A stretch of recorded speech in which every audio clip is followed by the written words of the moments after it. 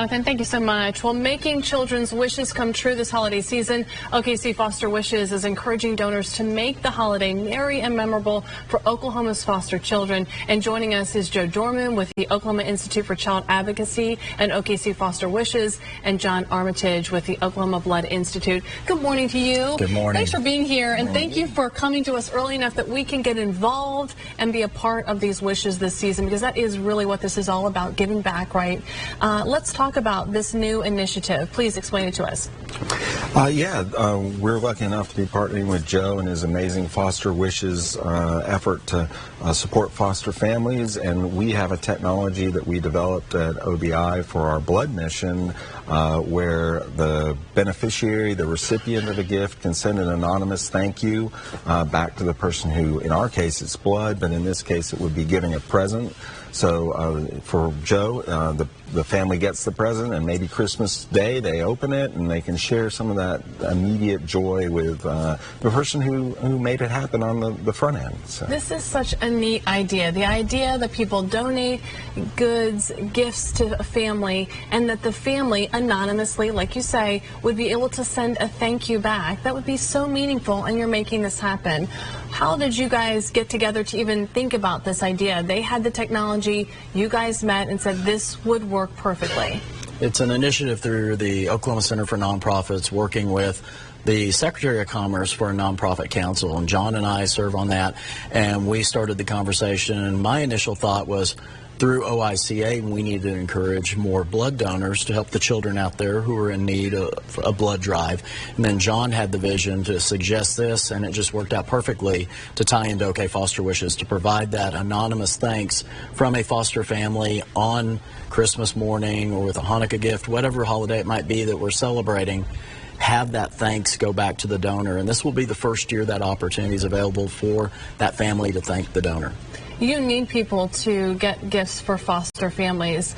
So many times we don't think about the expense that is incurred for families, and sometimes families just don't have the means to be able to buy a whole bunch of extra gifts for children that they're helping. Talk about that. I think we sometimes forget about that.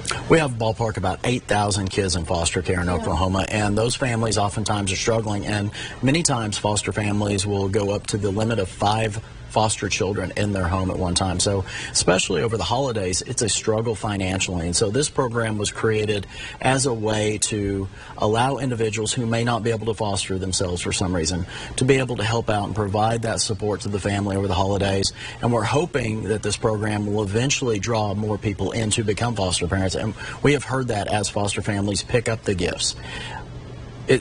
Over the holidays, it's especially a stressful time of year, and kids go into foster care around this time of year more than the average. And so we want to make sure those kids have something bright during a really traumatic time. And we have about 1,400 wish lists left. We have some big ticket items if individuals want to give more than the suggested $75. We have about 85 bike requests and about 40 gaming station requests. And so we're working to try and make sure these kids not just receive a gift, but receive the gift that they've asked for and want. Mm-hmm.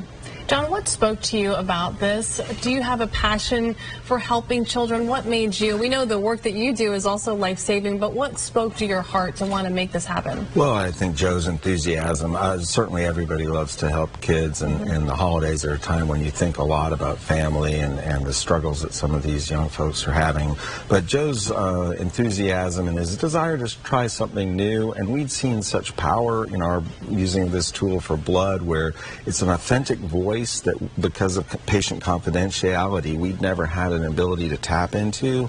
And once we've started to get this voice, it's what people are used to hearing today. They're used to seeing pictures of folks and maybe hearing the emotional side of a mission. And a lot of times what we deliver is kind of abstract. If there's not a recipient that we can talk about, it's just a general good that you're doing, or this gives granularity and texture. And I think it'll work great for this, because, you know, that joy of a family that you're getting to be part of, and it's like you know you're there abstractly because you gave a gift, but here's a chance to see it at work. I think that's going to hopefully empower people to see this, and hopefully when they get a message, maybe they'll share it with their friend group and encourage other people to tap into that incredible giving, the attitude of gratitude and the circle of generosity. It's all very powerful. Yeah. Talk about how we can help. How do we find a list? You have an event also coming up this week. That is correct. You can go to okfosterwishes.org and request a wish list there. And if you want to fulfill one of the specifics, you can contact our office through the email. Peyton Stacy is our coordinator, and you can call the office at 405-236-5437. We also have an event on Wednesday night from 4:30 to 6:30 at Elemental that's sponsored by Oklahoma's Credit Union, where individuals can come and make a request on a specific list, such as a teenager or fulfilling for a baby boy or a baby girl. It's the only time we allow individuals to request a specific age or gender. Otherwise, it's luck of the draw when requesting through the site, but we certainly need people to do that because, as I said, we have about 1,400 lists left, and December 4th is the deadline for getting the gifts back so we can get them back to the counties across the state to make sure those foster families have those gifts in time. We want to make this happen and know so many out there will feel this in their heart this morning and want to make it happen as well. And like you said, hopefully then also find homes for the many children in our state that do need them. Joe, thank you so much for being here. And John, thank you as well. We so appreciate you letting us be a part of this mission and spreading the word for sure. All right, 9:54, everybody. We'll be right back after this quick break.